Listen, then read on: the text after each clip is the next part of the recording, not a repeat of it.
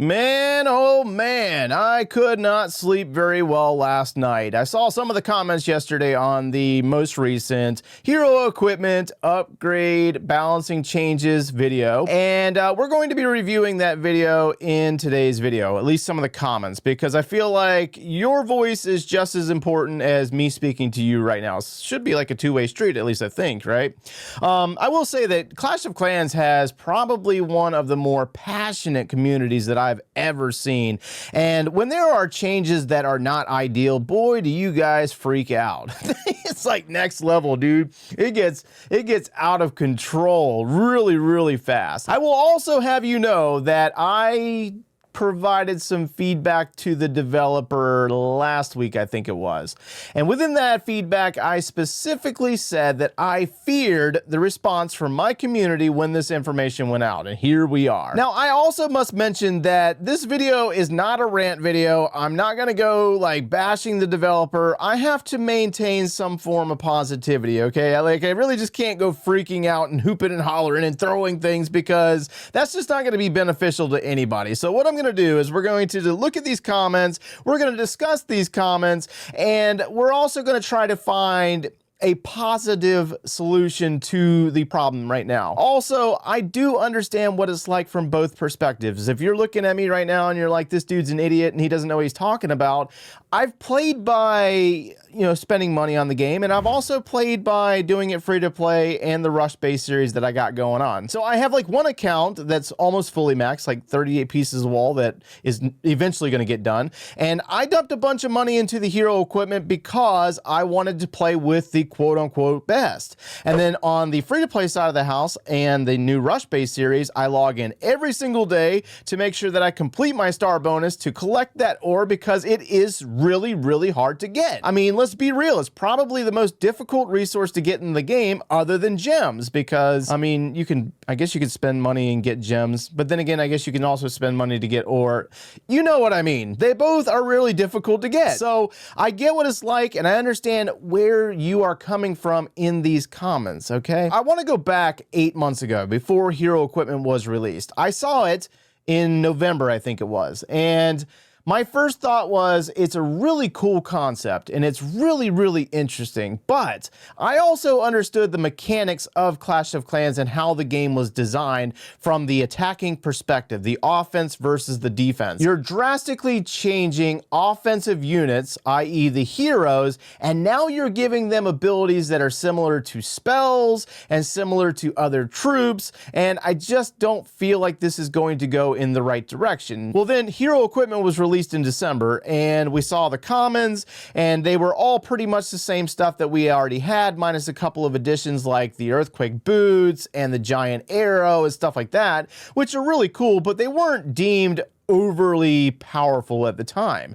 Well, then we saw our first epic equipment, which was the Barbarian King's Giant Gauntlet. When that thing first came out, it was very powerful. It even had like a bug with the Grand Warden's Eternal Tome, where he was basically rendered invincible for an extended period of time, and he was crushing entire bases almost. And a lot of people were all about that. They were like, I really got to have this piece of equipment because of that. So I was concerned about that, and it's the timeline that I think that a lot of people are having problems with right now, is the fact that it's been this way, or the equipment's been this way for so long, that now the response from the community is not that great. It's very negative. Our first comment here is, release strong and OP equipments, make people upgrade them using tons of ores, nerf them, and keep releasing new OP equipments, repeat the cycle, and supercell money bags. Now, I'm not going to talk about like the monetization aspect, like, I get it. It's business. You got to try to make some money back for whatever, and it's optional. Like, we don't really have to spend money. Granted, I know that you want to win at the game, but you don't have to spend money. You choose to spend money. I know I'm getting a bunch of dislikes for that comment, but it is what it is. However, I don't know what it's going to look like in the future regarding future equipment, but I will agree with him in the sense that the equipment was really overpowered. I mean, it was crushing bases. Clash of Clans has already been reduced in skill level to be a little bit easier than it was during the phase of Town Hall 15. Now we have these offensive units and capabilities that are literally crushing bases, and it's only natural that you're going to want them. It also doesn't help that YouTubers, I'm going to probably be the only one that says this, but guys like me coming into these videos, seeing stuff that are super overpowered, I rush in here and I start making a video to tell you that it's overpowered and you should be playing with it. And what are you going to do? Naturally, people are going to rush off and spend some cash, or you're going to start dumping those ore resources into that one item. And now here we are 8 months and they're nerfing them. We don't know how bad they're nerfing them, but they are taking away some stats. And yeah, I feel kind of guilty about that. I really do, because I also dumped resources into those items and I can't get those resources back. You know what I mean? Like, I can't add or subtract from the abilities and say, well, I would rather put the resources here instead of here. Now I just have to see what's going to become the best after this update and shift my attention there, which is just an endless cycle within the game anyways, right? It's been like this for like the last 12 years of its existence. We've seen items be added to the game, i.e. the bowler and the miner. I don't know if you were playing back then, but when the bowler and miner first came out, I think the miner was like only 5 housing space, and it was literally wrecking every single base, and everybody had to have the miner. The biggest difference here between troops and the hero equipment is that if you dump some elixir into a troop upgrade, or you spend a hammer, or you spend a book or whatever, you always have the opportunity to get that back in a reasonable time frame. With hero equipment ore, if you spend all that ore on a piece of equipment, you're not going to get that ore back anytime soon. You're going to have to wait another, 6 months at best, unless you buy it. Unless you're buying it, you're just not going to get it back that fast. Basically, this is where people are saying things like the second comment. He says, quite frustrating that every day you spend time, effort, blood, and sweat. The game's not that physical. I don't know where you guys are getting blood and sweat, but okay.